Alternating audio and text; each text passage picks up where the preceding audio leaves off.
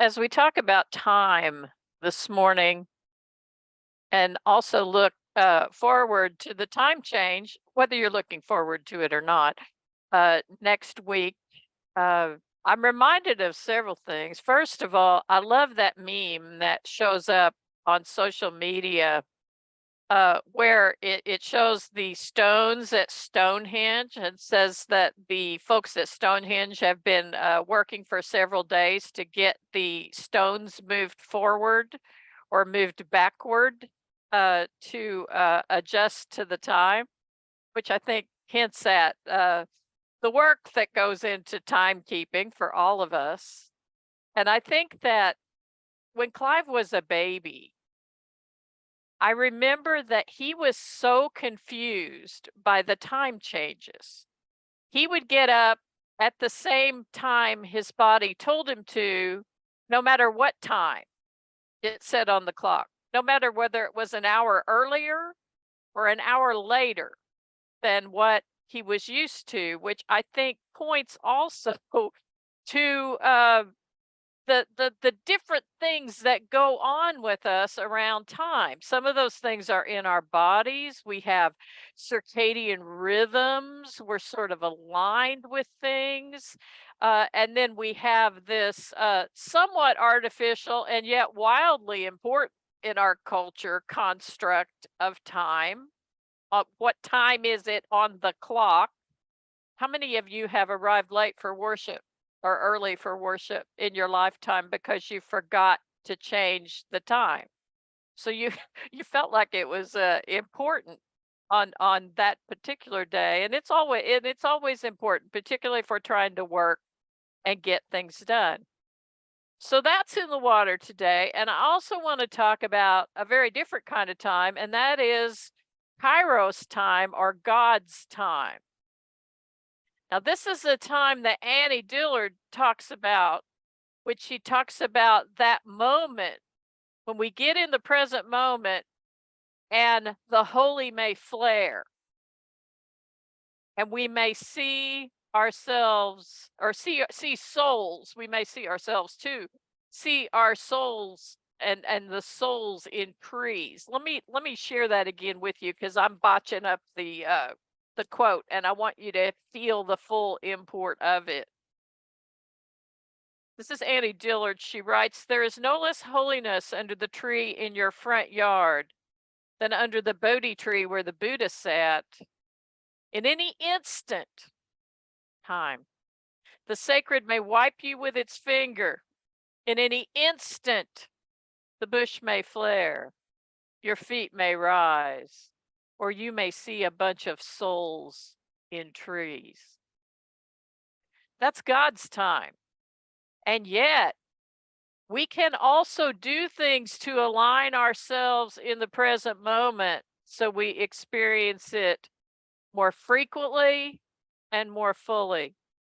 That is today why we are in our conversations about who Jesus is, going to address Jesus as bringer of the holy and divine timekeeper. So join me, if you would, with our first piece about time in Luke 12. And Jesus said to his disciples, "Be dressed and ready for service, and keep your lamps burning, like servants waiting for their master to return from a wedding banquet, so that when he comes and knocks, they can immediately open the door for him." Okay, the first thing I want to say is that as folks who are working to dismantle the sin of white privilege, it's very important that when we are using scriptures in worship that have been used in our nation's past to justify slavery, that we out that. Anytime you have scriptures where there's a servant, slave, and a master that has been used wrongly in the past, and we will make a commitment in the present to call that out and make sure that it doesn't happen again. So I do that with you in the act of kingdom building and justice seeking as we begin. Let's look at it differently. Be dressed and ready. Notice all these words that are in the present moment. Be ready. Be dressed. Keep your lamps burning. You ever heard those earthquake preparedness things that say keep a flashlight by the bed? This this is that kind of energy. Like servants waiting for their master to return from a wedding banquet so that when he comes and knocks, they can immediately, notice immediately in the present moment, be ready, be dressed. All of these things point to preparedness. It will be good for those servants whose master finds them watching when he comes. Truly, I tell you, he will dress himself to serve, will have them recline at the table, and will come and wait on them.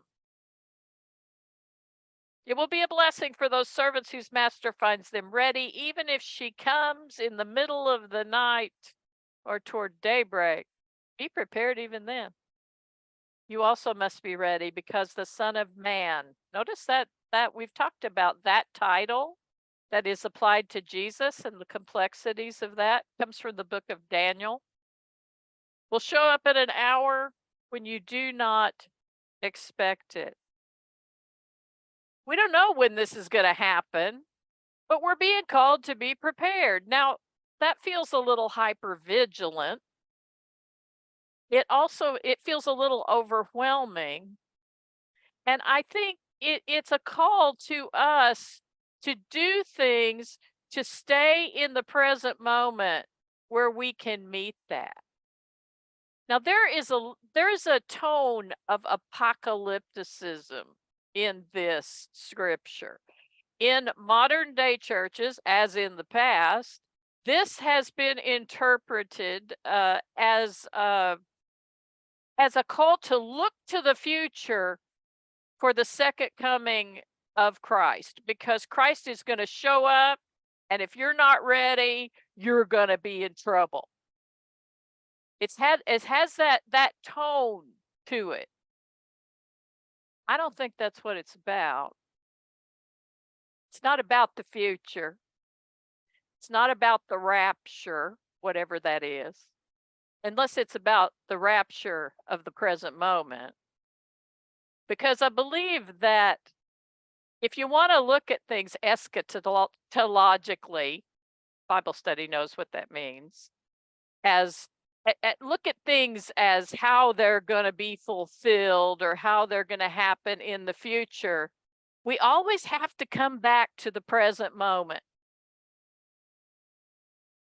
Jesus' second coming is a constant coming in the present moment. Jesus is always returning to be with us and showing up in front of us in all these ways that make us comfortable and joyous and deeply uncomfortable, because he's invoking the shadow, trying to get our attention about what we should be looking at, what we should be paying attention to, what we should be doing, but it always happens in the present moment. Now we can have we can look back in the past at times and say, gosh, God was present in that situation and I didn't see it.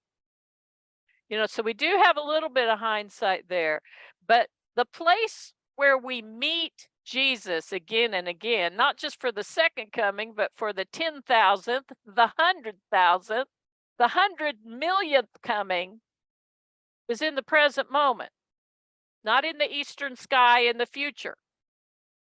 So we always are called to bring ourselves back to the present moment, which I think is what this scripture is about. It's about preparing ourselves in the present moment to meet Jesus in our lives in whatever way he shows up, whether that is in this beloved community, in our communities, in the shopping line at the grocery store, or the line at the bank, when you meet a homeless, unhoused brother or sister on the street. Jesus shows up in our lives in all kinds of ways. in the present moment. And this scripture calls us to have our flashlights by the bed, have our lamps trimmed, and to be ready. Well, how do we get there? How do we be ready? We have talked about all kinds of different ways in this space about being ready. We can practice forgiveness. Make forgiveness a part of our lives, and we get to exercise our forgiveness muscles. Now, by that, I do not mean condoning abysmal behavior. I mean working with it and letting God into it so it ceases to have power over you. And we talked in transitions group about how this can be a longer process. It's not instantaneous. This is why Jesus talked about forgiving 70 times 7 times. It's a process that goes on, and we're called to not just forgive others, but to forgive ourselves as well. To be forgiving of ourselves. To be forgiving of each other. Another way to say that is let's cut each other some slack. Let's also, in the process of that, set good boundaries in the places that we need to. We may need to fully remove ourselves from a situation for a time to be determined. We may need to say, I'll come back to that conversation in just a bit. I need a break. Well, these are the kinds of boundaries that we set for ourselves. So while practicing forgiveness and opening our hearts wider, we can also set boundaries for ourselves. It's all a beautiful, healthy dynamic that we're called into. That's one way we're called to stay in the present moment, because it keeps the pipes cleaned out. So we're not living in the past or thinking about what's going to happen in the future. So I lift that up to you today. Be dressed and ready. It will be a blessing for those whose master finds them ready, even if she comes in the middle of the night or toward daybreak. You must be ready, because the Son of Man will show up at an hour when you do not expect it. You don't know when Jesus is going to show up in front of you, but it's going to happen repeatedly as we are called into deeper covenant, deeper relationship. The scripture is a call to pay attention to that. On to John 2, where we're going to talk about time in yet another and somewhat similar way. There was a wedding in Cana of Galilee, and the mother of Jesus was there. Jesus and his disciples had also been invited to the wedding, but when the wine gave out, the mother of Jesus said to them, "They have no wine." And Jesus said to her, "Woman, what concern of that is to you and me? My hour has not yet come." Now, I love what Jan Richardson said in the reading of preparation. Mother Mary is one who knows something about divine timing. She knows something about pondering and staying in the present moment. She knows something about having an open heart and having a little flexibility. Mamas know things like that. Mamas learn those kinds of things. She knows something about this. And even though Jesus says, "My hour has not yet come," what's that mean? Hour. His hour. That is something John talks about quite a bit. Hour invokes time. Hour of revealing himself, hour of people understanding who he is. I would offer you this morning that Jesus is having his own personal come to Jesus meeting with himself about who he is and when he's supposed to do what he's supposed to do. He's trying to make sense of that. He's having his own personal eschatological moment here. My hour has not yet come. Mary said to the servants, do whatever he tells you. Notice who knows what's going on in this story and who does not. that's going to be important. Because this is a rather quiet miracle.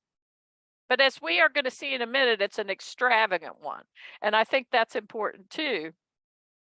Now, standing were 6 stone water jars for the Jewish rites of purification, each holding 20 or 30 gallons. This is why I said what I did about this miracle being extravagant. This is not showing up at the door with a nice bottle of wine. This is a lot of wine. This is an extravagant miracle. Jesus said to them, fill the jars with water, and they filled them up to the brim. And he said to them, now draw some out and take it to the chief steward. So they did, and when the steward tasted the water that had become wine and did not know where it had come from, the steward didn't know where it came from, though the servants who drew the water knew. Now, it doesn't say quite that they understood the miracle completely, but they knew where it came from, and they knew that he told them to fill up the jars. So they know more. The last shall be first, and the first last. Notice that here. Everyone serves the good wine first, and then the inferior wine after the guests have become drunk. But you've kept the good wine until now. Jesus did this, the first of his signs in Cana of Galilee, and he revealed his glory, and his disciples believed in him. He revealed his glory. There's the hour connection. He showed them who he was. Mary knew who he was. She's the main one that knows what's going on here. Do any of you who have been caregivers of children, of grown children, are you just sure you know more about what than they do about what's going on? She knows what's going on. He revealed his glory in this moment. Sometimes we need folks outside of us who we love and trust to help us know when the hour is. Sometimes those things are mirrored back to us. The universe has a habit of doing that, mirroring things back to us. So we can see when we're supposed to move and when we're supposed to act and when we're supposed to be God's hands and eyes in the world. So Mary guides him a little bit here. And I believe that the divine will show up in our lives and guide us as we try to figure out how to align ourselves. We've talked a lot about integrity. We have talked a lot about being in congruence, which means aligning our emotions, thinking, and actions with God's deepest desires for us. Practicing forgiveness was the spiritual pipe cleaning device I talked about today. All of these things can be brought together and can help us discern divine timing. Can help us pay more attention for when Jesus will return and be right there in front of us for the 1 millionth time, waving flags. Hello, I'm here. It's a time also for us to pay attention because we might just see that flaring and see something remarkable, like bushes burning or souls in trees. As we move into our time of conversation about this, I want to leave you with a couple of questions. How is your hour revealing itself? Your hour to step into your integrity, your hour to come forth and come out into something new, your hour to be God's hands and eyes in the world. Where is your hour appearing? And where is God showing up? Where is Jesus coming back for the 10 millionth time and calling you to pay attention in the present moment?